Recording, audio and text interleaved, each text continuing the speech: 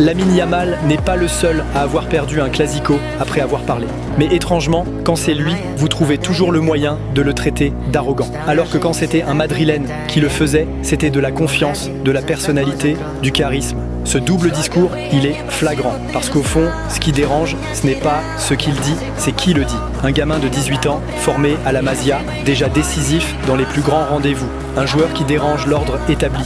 Mais rappelons-nous une chose, avant lui, d'autres ont parlé, et même des légendes. Certains ont parlé fort, et le terrain leur a donné une bonne leçon. Souvenez-vous, saison 2009, le Barça vient d'étrier Almeria 8-0, un festival de football total signé Guardiola. Et avant son tout premier classico, Cristiano Ronaldo avait déclaré en conférence de presse « Le Barça a gagné 8-0, on verra s'ils mettront la moitié contre nous ». Résultat, un 5-0 pour le Barça, une démonstration, une humiliation.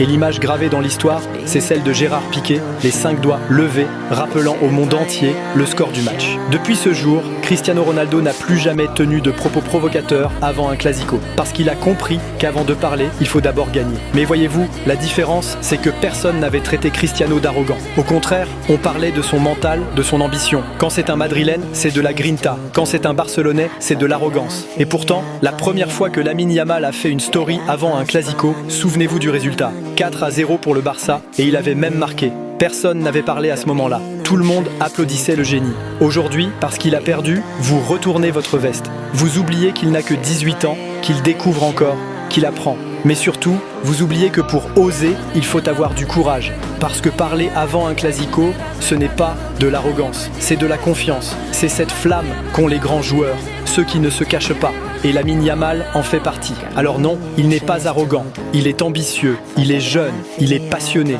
Et ce qui dérange, c'est qu'il le fait avec une aisance qui rappelle les plus grands.